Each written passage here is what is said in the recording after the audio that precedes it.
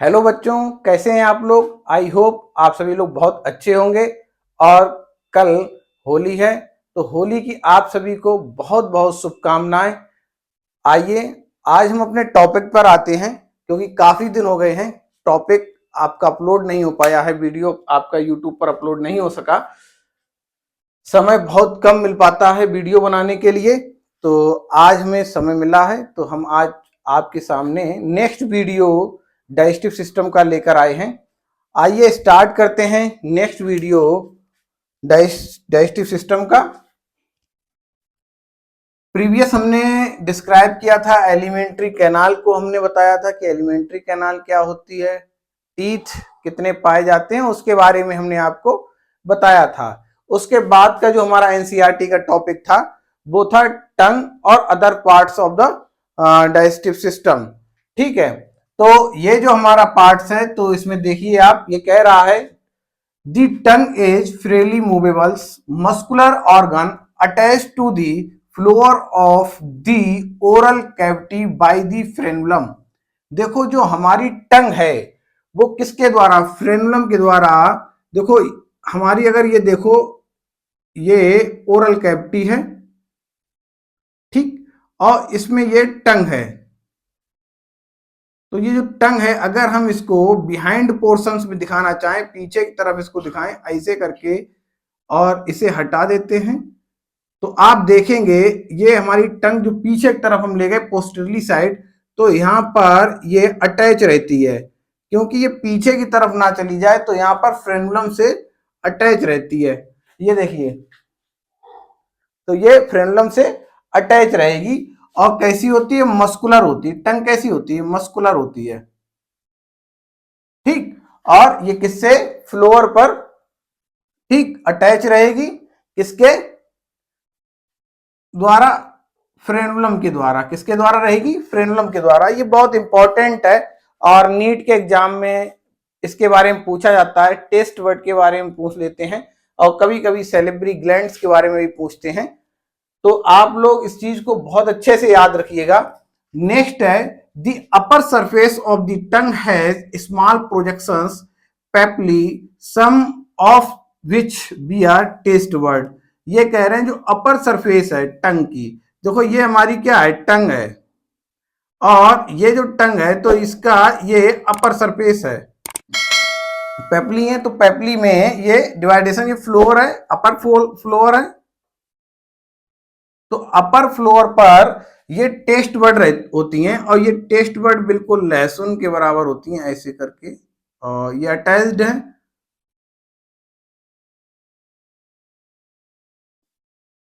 ये तो ऐसे ये टेस्ट वर्ड होती हैं जो कहाँ होती है, टंग में, जिससे हमें टेस्ट पता चलते हैं। कौन कौन से टेस्ट पता चलते हैं, जैसे सोर है, स्वीट है, ठीक, बिटर है, ये सारे जो टेस्ट है ना, उमामी टेस्ट है, ये सारे जो टेस्ट हैं ये किससे पता चलते हैं, हमें टेस्ट वर्ड से पता चलते हैं, ठीक।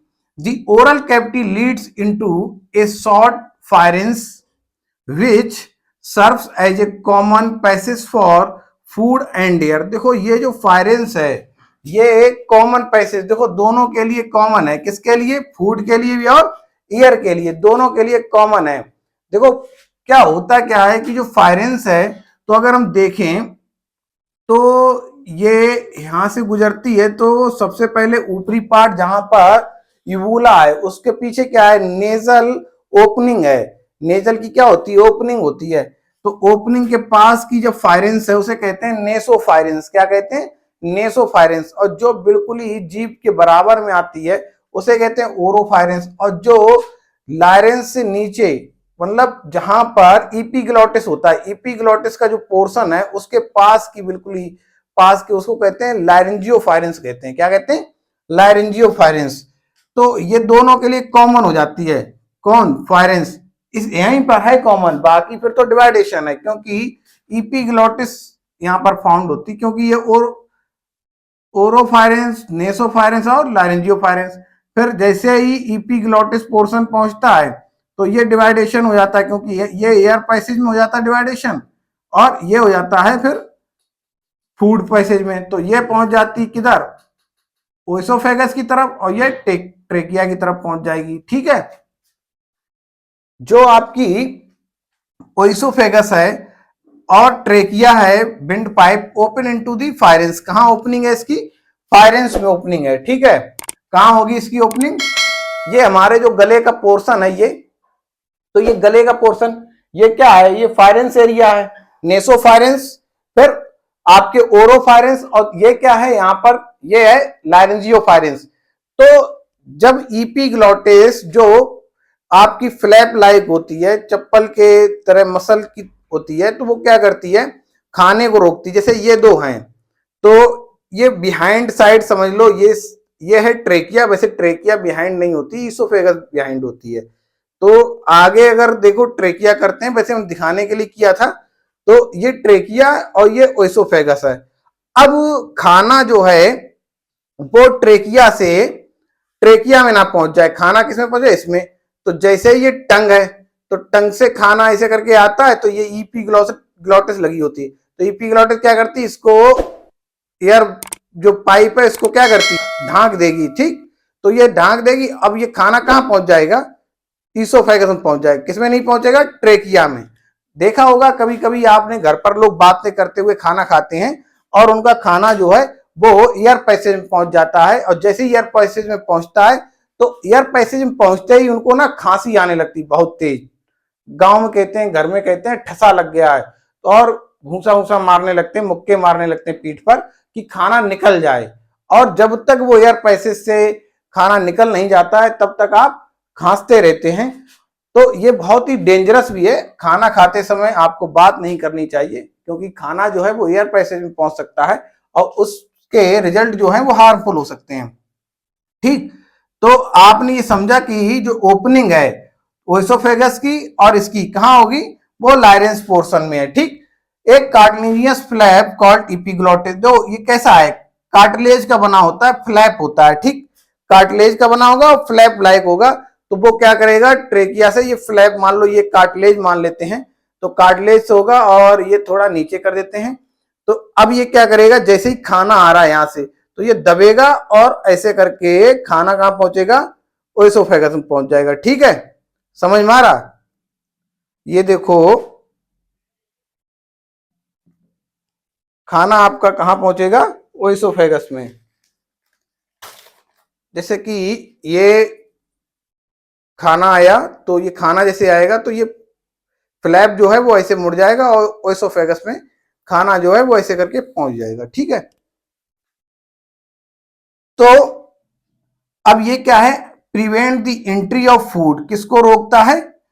फूड की एंट्री को रोक देगा into the glottis opening of the wind pipe. ठीक, एंड ड्यूरिंग स्वेलिंग होता क्या है कि देखो, जब खाना आप खाते हैं और खाने को स्वेल करते हैं, ठीक, स्वेलिंग फूड कर लेते हैं, निगलते हैं, जब निगलते हैं तो उस समय क्या होता है कि आपका जो विंड पाइप है वो उसको बंद कर देता है।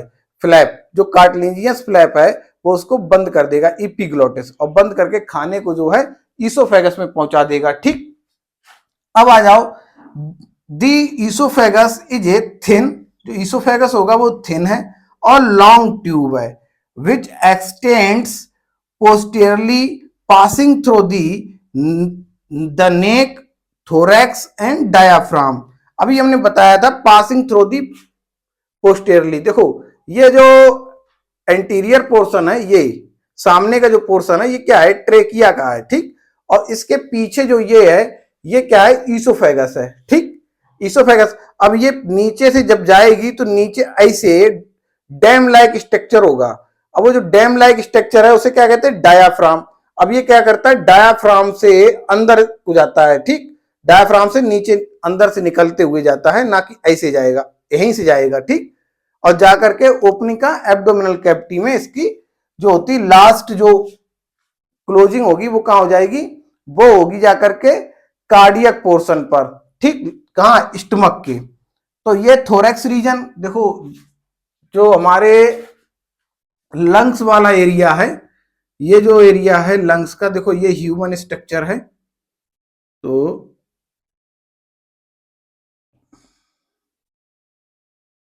अब ये जो एरिया है इतना, जहां पर रिब्स होती हैं, तो ये कहलाता है थोरैक्स। क्या कहलाता है? थोरैक्स कहलाएगा। अब इसमें क्या होते हैं? वाइटल ऑर्गन होते हैं। वाइटल ऑर्गन मतलब लंग्स और सर्कुलेटरी ऑर्गन होगा। कौन होगा? सर्कुलेटरी पंप, जो पंप करता है ब्लड को पंप करेगा, वो क्या है? हार्ट है। अब ये पीछे की तरफ, इसी में पीछे की तरफ ट्रेकिया के बिल्कुल पीछे क्या होगी? ईसोफेगस होगी। और यही ईसोफेगस कहाँ ओपन होगी? जाके ये, ठीक कहाँ? स्टमक के पास। तो ये कहला रहा है कि नेक एंड थोरैक्स और डायाफ्राम। तो ये आपको याद रहना चाहिए। जो हमारी एसोफेगस है वो कैसी होती? पतली होती है, लॉन्ग ट्यूब होती है।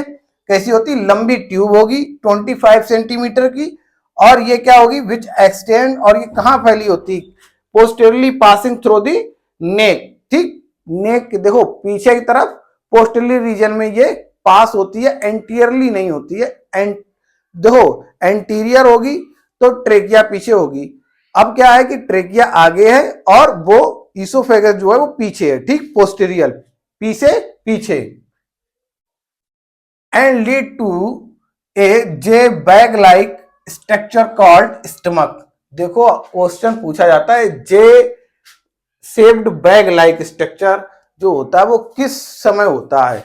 स्टमक का जो ये स्ट्रक्चर है वो इम्प्टी स्टमक के टाइम पे होता है। जब खाना नहीं खाते हैं, आप फास्टिंग पे हैं, तो उस समय जो स्टमक होता है वो सिकुड़ जाता है।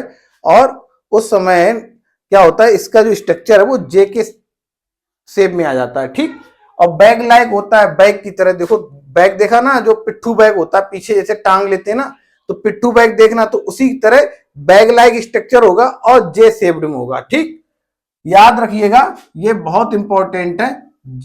ठीक, जे साइप जो इसका शेप होगा कैसा होगा? जे शेप्ड होगा। कैसा होगा? J shape.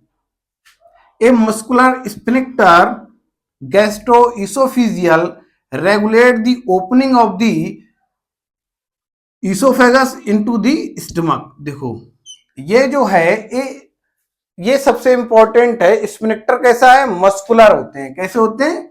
मस्कुलर। और ये क्या है? Gastroesophageal regulate the openings of oesophagus into the stomach.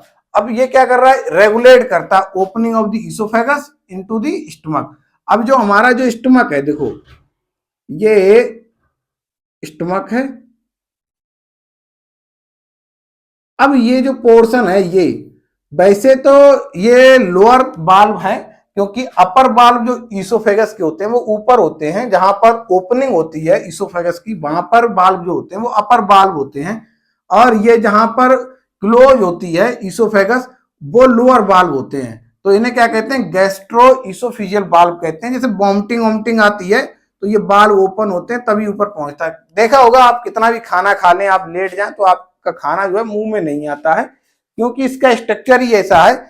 जब खाना इसोफेगस में जाता है तो इसोफेगस उतनी ही मतलब पेरिस्टालिस मूवमेंट की तरह काम करती है, और खाना जहां पे आएगा वहां फूल जाएगी, बाकी पिचकी रहती है, फिर आगे फूल जाएगी, फिर ऊपर वाली पिचक जाएगी, तो ऐसे करके खाना पहुंचता है। ठीक है, तो जो बाल्व हैं ये झटके जब वॉमिटिंग वॉमिटिंग करते हो तभी ये ओपन होते हैं। वैसे ये ओपन नहीं होते हैं कि ऐसे फेल हो जाए तो अलग बात है, लेकिन ऐसा नहीं कि खाना खाया और मुंह में भर जाए। अगर ऐसा हो जाता तो खाना जो है वो रेस्पिरेटरी ट्रैक्ट में भी पहुंच जाता। ठीक, तो आपको ये समझ में आ गया कि जो ये जो बाल्व हैं, इन बाल्व को लोअर इसोफिजियल बाल्व भी कहते हैं, और गैस्ट्रो इसोफिजियल बाल्व भी कहते हैं, या कार्डियो इसोफिजियल बाल्व भी कहते हैं। ठीक है, the stomach located into the upper left portion of the abdominal cavity. जो स्टमक है वो कहाँ लोकेटेड है? स्टमक देखो कहाँ है, देखो दिखाते हैं।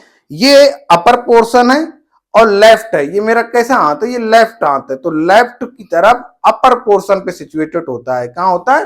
अपर पोर्शन पर। तो स्टमक हमारा कहां है? Upper left portion of the abdominal cavity. देखो ये हमारी क्या है? ये रिब्स है, मतलब ये थोरैक्स कैविटी ये, और इससे जो नीचे है ये एब्डोमिनल कैविटी है।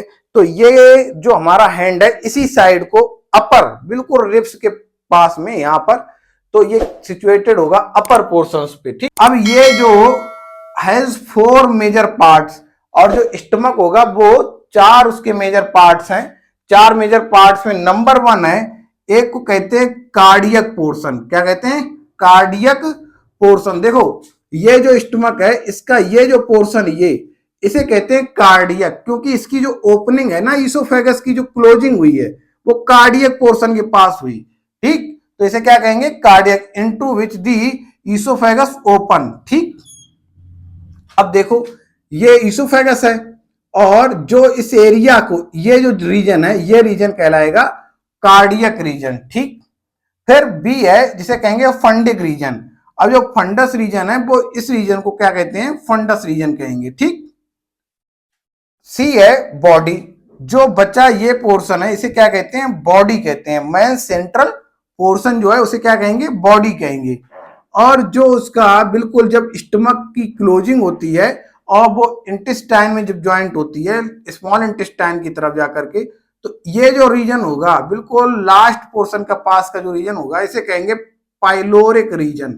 ठीक, यहां पर बाल भी होते हैं, पाइलोरिक स्पेक्टर भी कहते हैं उन बाल को। ठीक, तो ये देखो pyloric portion which opens into the first part of the small intestine. देखो pyloric portion which open into the first, जो किसमें ओपन हो रहा है? स्मॉल इंटेस्टाइन के फर्स्ट पार्ट में। कहां हो रहा है? स्मॉल इंटेस्टाइन के फर्स्ट पार्ट में हो रहा है। तो pyloric portion which open into the first part of the small intestine. ठीक, ये स्मॉल इंटेस्टाइन के पहले पोर्शन में, जिसे कहेंगे ड्यूडनम। क्या कहेंगे?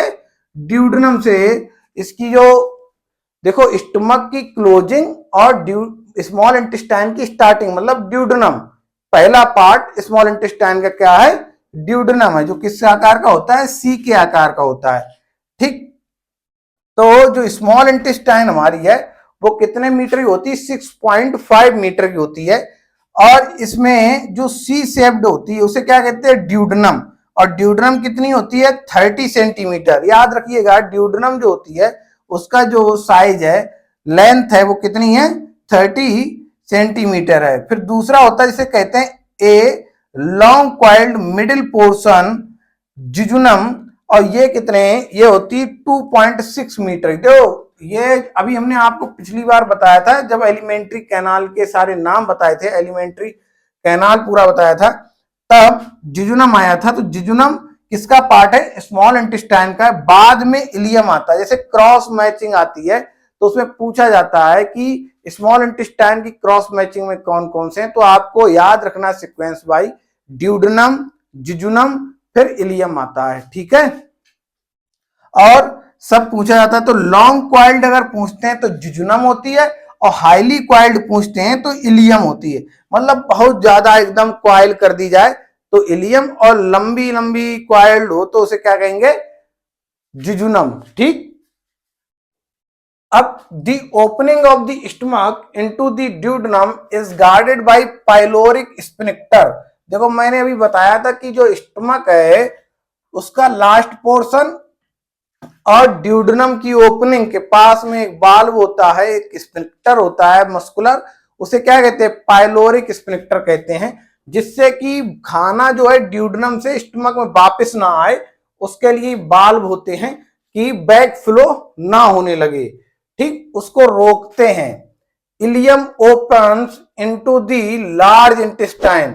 जो इलियम है वो कहां? Ileum is the last part of the small intestine. ठीक है, इट कंसिस्ट ऑफ सीकम। जो देखो जो इलियम है, इलियम कहां ओपन हो रही? लार्ज इंटेस्टाइन में। तो लार्ज इंटेस्टाइन जब इलियम स्टार्ट होती है तो इसके फर्स्ट पार्ट को क्या कहते हैं? सीकम, और दूसरा क्या? कोलोन, और तीसरा क्या होता है? रेक्टम। ठीक, ये किसके पार्ट हैं? ये सारे पार्ट हैं लार्ज इंटेस्टाइन। किसके हैं? लार्ज इंटेस्टाइन के पार्ट हैं। ठीक है, अब जो पार्ट है caecum is a small blind sac which host some symbiotic micro organism. देखो ये बहुत इंपॉर्टेंट है, सहजीवी होते हैं किसमें? सीकम में। देखो सीकम में क्या होती है, फिंगर लाइक स्ट्रक्चर होता है जिसे कहते हैं अपेंडिक्स। तो कभी कभी वहां पर दर्द होने लगता है क्योंकि वहां फर्मेंटेशन प्रोसेस बैक्टीरिया करने लगते हैं, ई कोलाई करने लगते हैं, तो वहां पर पेन होने लगता है बैक्टीरियल ग्रोथ के कारण। तो उस समय ऑपरेशन होता है अपेंडिसाइटिस का। ठीक, किसका होता है? अपेंडिसाइटिस का होगा। A narrow finger like tubular projection the vermiform appendix, क्या होती है? Vermiform appendix which is a vestigial organ. ये कैसा है? बेकार है, इसका कोई काम नहीं है। ठीक, बॉडी में पहले था अब नहीं है, लेकिन अराइज फ्रॉम दी सीकम। ठीक, ये कहां से निकलती है? ये सीकम से ही निकलती है। और जो सीकम हमारी है वो 6 सेंटीमीटर की होती है। सीकम ओपन इनटू दी कोलॉन। सीकम कहां ओपन होती है? कोलॉन में ओपन हो जाती है। और कोलॉन का जो पोर्शन है एन असेंडिंग, जो एक क्या है? असेंडिंग पोर्शन है सीकम का। दूसरा एक को क्या कहते हैं? ट्रांसवर्स। और तीसरा डिसेंडिंग। और चौथा क्या है? Sigmoid colon. कैसी है? Sigmoid colon. तो ये कोलॉन में ही आ जाता है। जैसे हमने आपको बताया था सीकम, कोलॉन और रेक्टम, तो जो सिग्मोइड पोर्शन है, जो हमने सिग्मोइड बताया, वो आपका कहां है? कोलॉन के रीजन। फिर रेक्टम स्टार्ट होती है, फिर एनस। ठीक, तो the descending colon opens into the rectum. जो डिसेंडिंग कोलॉन है वो कहां ओपन हो जाती है? डिसेंडिंग कोलॉन कहां ओपन होगी? जो डिसेंडिंग कोलॉन जो होती है वो सिग्मोइड कोलॉन में ओपन होगी। और सिग्मोइड कोलॉन, देखो यहां पर क्या है, इन्होंने डायरेक्ट क्या कहा? Descending colon open into the rectum. लेकिन क्या है? सिग्मोइड कोलॉन जो है वो कहां ओपन होगी? रेक्टम में ओपन होती है। ठीक, डिसेंडिंग सिग्मोइड कोलॉन रेक्टम में ओपन होती है, which open out through the anus. और ये कहां ओपन हो जाती है? एनस। ठीक, और वहां से क्या होगा? जो फीसिस होंगे वो बाहर निकल जाते हैं। तो जो हमारी, देखो जो हमारी असेंडिंग कोलॉन है, असेंडिंग कोलॉन जो होती है वो आपकी 15 सेंटीमीटर की होगी। और जो आपकी ट्रांसफर कोलॉन है वो कितनी सेंटीमीटर की होगी? 50 सेंटीमीटर की। और जो आपकी डिसेंडिंग है ये 25। सिग्मोइड कोलॉन आपकी 40 सेंटीमीटर की। और रेक्टम आपके 12 से 14 सेंटीमीटर। और एनस जो होगा वो 4 सेंटीमीटर का होगा। ठीक है, आप लोग एनसीईआरटी को लाइन टू लाइन याद कर लीजिए, क्योंकि जो भी क्वेश्चंस आते हैं, अब कोई भी एग्जाम अगर आप दे रहे हैं, कंपटीशन एग्जाम दे रहे हैं, तो उसमें लाइन टू लाइन एनसीईआरटी ही पूछी जाती है। इधर उधर का आप ना पढ़ें। ज्यादा अगर पढ़ेंगे तो कंफ्यूजन होगी, क्योंकि आप बहुत ज्यादा नॉलेज नहीं लेना चाह रहे हैं। आपको सिर्फ अपना कंपटीशन एग्जाम निकालना है। तो कंपटीशन एग्जाम निकालने के लिए आपको बस लाइन टू लाइन एनसीईआरटी याद करनी है और उसे समझ लेना है। ठीक, मैं एक बार रिवीजन कर दे रहा हूं। पहला क्या है? The tongue is freely movable muscular organ attach to the floor of the oral cavity by the frenulum. जो हमारी टंग है वो तो फ्री है। ठीक, फ्रीली मूवेबल मतलब फ्रीली क्या है? मूव कर रही है। कहां? ओरल कैविटी के अंदर।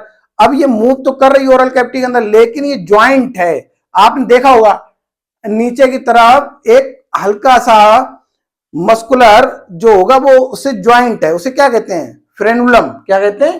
फ्रेनुलम कहते हैं। जिससे कि तो पोस्टीरियरली आप लेके जाओ पीछे की तरफ टंग, तो वो जाएगी नहीं। क्यों? किसके कारण नहीं जाएगी? फ्रेनुलम के कारण नहीं जाती है।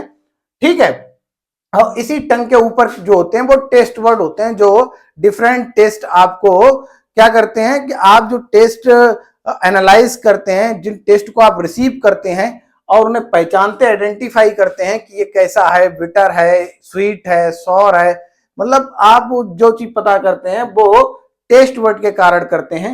ठीक, अब जो आपके ओरल कैविटी है वो कहां करती है? ओपनिंग इसकी कहां होगी? फायरेंस। फायरेंस क्या है? फायरेंस के 3 पार्ट हैं, एक तो नेसोफायरेंस है, फिर ओरो, फिर लैरेंजियोफायरेंस है।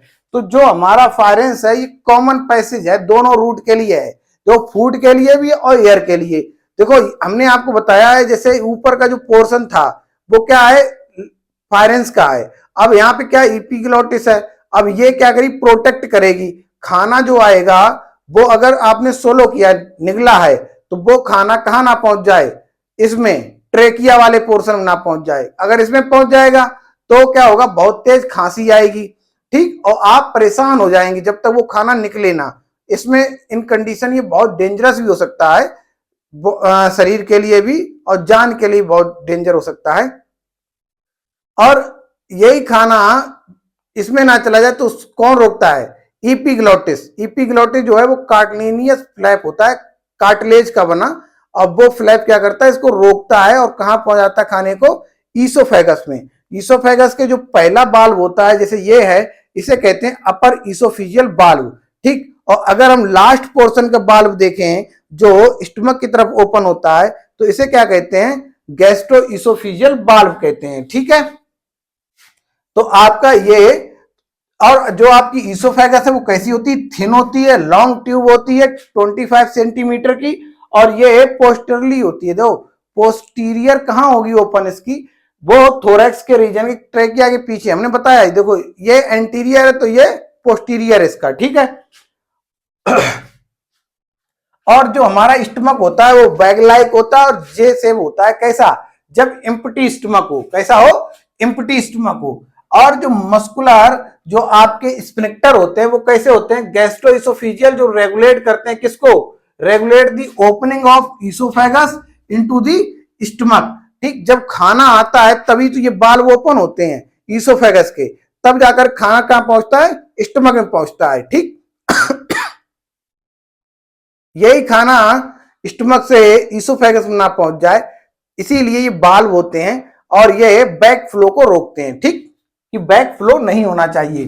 The stomach locate into the upper portion of the abdominal cavity. जो हमारा स्टमक है वो कहां है, लेफ्ट साइड है, जो हमारा लेफ्ट हैंड है इस साइड है, और अपर है, कैसा है, ऊपर की तरफ है। और उससे नीचे क्या है, हमारी पेनक्रियाज है, पेनक्रियाज से क्या है नीचे, स्मॉल इंटेस्टाइन, फिर लार्ज इंटेस्टाइन का पोर्शन, ये सब है। और ऊपर की तरफ क्या है, ऊपर की तरफ है स्टमक, ठीक। अपर लेफ्ट, याद रखिएगा, स्टमक का जो, स्टमक कहां सिचुएटेड होता है, अपर लेफ्ट एब्डोमिनल कैविटी के अंदर होता है, ठीक। आपको पता चल गया जो आपका स्टमक है वो 4 भाग में होता है। एक को कहते हैं कार्डियक, दूसरे को फंडस, फिर बॉडी, फिर पाइलोरिक, ठीक। 4 पोर्शन होते हैं। और जो आपकी स्मॉल इंटेस्टाइन है, इसके फर्स्ट पोर्शन क्या कहते हैं, ड्यूडेनम। तो ड्यूडेनम और पाइलोरिक के बीच में एक बाल्व होता है पाइलोरिक रीजन में, जिसे कहते हैं पाइलोरिक स्फिंक्टर या पाइलोरिक ड्यूडेनम स्फिंक्टर, ठीक। अब जो स्मॉल इंटेस्टाइन का जो ड्यूडेनम पोर्शन है ये सी शेप्ड होता है, 30 सेंटीमीटर का होता है। और जिजुनम जो होता है वो हाईली क्वाइल्ड होता है और ये 2.6 मीटर का होता है। और जो क्वाइल्ड शेप होती है, जो हाईली क्वाइल्ड इलियम होगी वो 3.6 मीटर की होगी। अब जो ओपनिंग है स्टमक की वो कहां होती है, पाइलोरिक स्फिंक्टर, देखो आ गया, the opening of the stomach into the duodenum. जब ओपनिंग स्टमक की किसमें होती है, ड्यूडेनम में, तो किसके द्वारा सुरक्षित होता है, guarded by the pyloric sphincter. देखो इंटेस्टाइन का खाना बैक फ्लो ना हो स्टमक के अंदर तो क्या होता है, ब्रेकर होते हैं, जिसे कहते हैं पाइलोरिक स्फिंक्टर कहते हैं। अब ileum open into the large intestine. Ileum कहां ओपन हो रही है, ओपन हो रही है लार्ज इंटेस्टाइन में, ठीक है। It consist of caecum, colon and rectum. ये किसमें, देखो कंसिस्ट किसमें है, लार्ज इंटेस्टाइन, सीकम, कोलन और रेक्टम।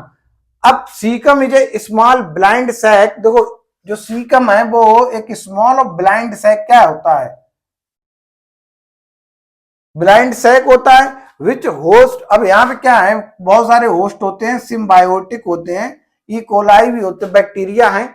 तो ये क्या करते हैं, ये देखो अगर खाना बॉडी में सड़ने लगता है, अंदर इंटेस्टाइन में फर्मेंटेशन प्रोसेस होती है, तो बैक्टीरिया क्या करते हैं, कार्बन डाइऑक्साइड है, हाइड्रोजन है, मीथेन गैस है, तो ऐसे करके तो उससे क्या फाट करते हैं ना लोग, तो जो बदबू निकालते हैं वो बैक्टीरियल फर्मेंटेशन। बैक्टीरिया क्या करते हैं, वो खाने को सड़ाने लगते हैं, तो उसमें क्या गैस का फॉर्मेशन होता है। वो गैस जो होती है वो इंटेस्टाइन से एनस के द्वारा बाहर निकल जाती है, ठीक। और सिम्बायोटिक माइक्रो ऑर्गेनिज्म होते हैं, ये क्या करते हैं, ये कभी कभी जो फिंगर लाइक हमारी अपेंडिक्स होती है इसके अंदर जो माइक्रोबियल ग्रोथ है वो करने लगते हैं और हार्मफुल इफेक्ट पहुंचाने लगते हैं, किसको, अपेंडिक्स को, और उसमें एक पेन क्रिएट करने लगते हैं जो बहुत ज्यादा पेन होता है, ठीक, अपेंडिक्स का पेन। तो इसकी सर्जरी हो जाती है और इसको बाहर निकाल दिया जाता है अपेंडिक्स को, ठीक, और इस बीमारी अपेंडिसाइटिस कहते हैं। अब जो सीकम है, caecum open into colon, caecum किसमें ओपन हो जाती है, कोलॉन में। कोलॉन के जो रीजन है, पहले क्या कहते हैं, असेंडिंग कोलॉन, दूसरे को कहते हैं ट्रांसफर कोलॉन, तीसरे को कहते हैं डिसेंडिंग कोलॉन, चौथा जो होता है बिल्कुल लास्ट पोर्शन से सिग्मोइड कोलॉन कहते हैं। सिग्मोइड कोलॉन से ही रेक्टम में ओपनिंग होती है और रेक्टम ओपन कहां हो जाती है, एनस, ठीक। तो लास्ट पोर्शन क्या हो जाता है, एनस हो जाता है, ठीक है। ये आपका एनसीईआरटी का टॉपिक है जो लाइन टू लाइन एनसीईआरटी है, तो आप इसको अच्छे से याद कर लें, पढ़ लें। आपके एग्जाम में जो कॉम्पिटेटिव एग्जाम आप दे रहे हैं या देने जा रहे हैं उसके लिए बहुत यूजफुल है। इसमें कोई भी कंटेंट बाहर से नहीं हम शामिल कर रहे हैं और ना इस वीडियो को बहुत बड़ा बनाना चाहते हैं कि ये आपके कंपटीशन में ही आएंगे, इससे ज्यादा कुछ पूछा नहीं जाता है। इससे ज्यादा अगर आप पढ़ेंगे तो आपके ऊपर बहुत ज्यादा बर्डन आ जाता है, तो आप उतना ही पढ़िए जितना एग्जाम में पूछा जाता है। इससे आपके जो कॉन्सेप्ट हैं वो भी क्लियर रहते हैं, और आप ज्यादा पढ़ेंगे तो जल्दी भूल जाते हैं। तो आप इसी को पढ़ते रहिए और इसको याद कीजिए, लाइन टू लाइन एनसीईआरटी को, और अपना एग्जाम दीजिए अच्छे से, ठीक है। और हाँ, आप अच्छे से होली मनाइए, खूब रंग खेलिए, बहुत अच्छे से होली एंजॉय कीजिए।